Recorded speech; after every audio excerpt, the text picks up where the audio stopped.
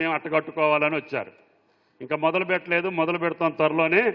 తప్పకుండా ఖమ్మాన్ని భారతదేశంలో ఒక మోడల్ మార్కెట్గా ఏర్పాటు చేసి ఖమ్మం ప్రజలకి అందుబాటులోకి తీసుకొస్తాం. అదేవిధంగా రహదారులు పనులు జరుగుతున్నాయి. ఈ వర్షాకాలానికల్లా ఒక మార్గానికి వస్తాయి.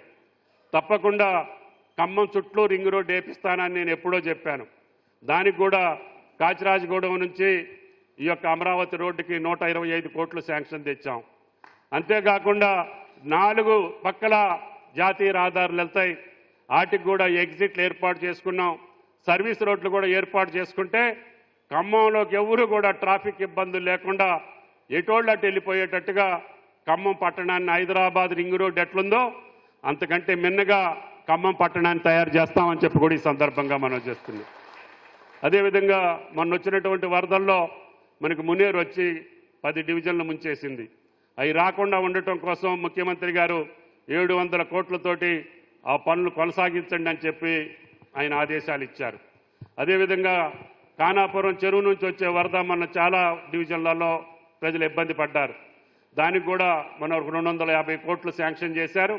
ఇంకొక 200 కోట్లు తీసుకొచ్చి ఎటువంటి విపత్తు వచ్చినా ఖమ్మం పట్టణం మంచిగా ఉండేటట్టుగా ప్రజలకు ఇబ్బంది లేని రీతిలో ఏర్పాటు చేస్తామని చెప్పి కూడా ఈ సందర్భంగా మనం చేస్తున్నాం.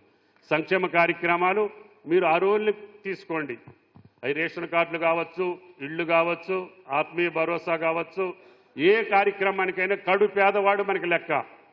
నిరుపేదకి మీరు ఇవ్వండి, ప్రజలు మిమ్మల్ని తప్పు పట్టరు. ఎక్కడైనా సెలక్షన్లో తప్పు జరిగితే అది మీ స్థానిక నాయకుల బాధ్యత.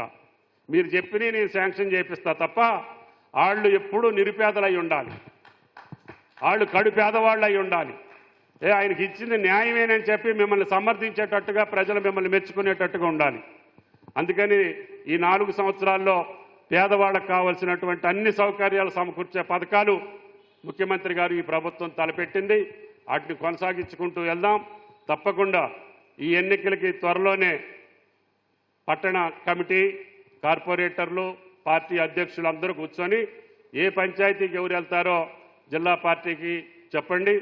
మీరు కూడా మీ గ్రామాల్లో అందరూ కూర్చొని తప్పకుండా అతి త్వరలోనే ఎన్నికలు ముందు మండలానికి, తర్వాత పంచాయతీలు జరుగుతాయి. ఒక 10 రోజుల్లోనే అయిపోతాయి ఎన్నికలన్నీ. అందుకనే ముందే మిమ్మల్ని అలర్ట్ చేయాలని. లేదా నేను జిల్లా మొత్తం తిరగాల్సి వస్తుంది.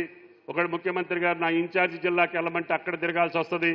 మీకు నేను ఎక్కువ అందుబాటులో కూడా లేకపోవచ్చు. అందుకని ముందే మీరు సన్నద్ధం అయ్యి మీరు గ్రామంలో ఉండాలి.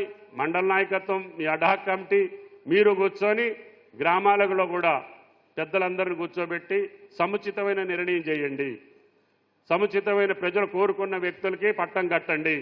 తద్వారా మన గౌరవం నిలబడుద్దు అని చెప్పి మీకు విజ్ఞప్తి చేస్తూ, అతి త్వరగా ఎంత రాత్రి సాయంత్రం చెప్పినా కూడా ఇంతమంది ముఖ్యులు వచ్చినందుకు పార్టీ పెద్దలకి, కార్యకర్తలకి ధన్యవాదాలు తెలియజేస్తూ మీ దగ్గర సెలవు తీసుకుంటున్నా. జై కాంగ్రెస్, జై కాంగ్రెస్.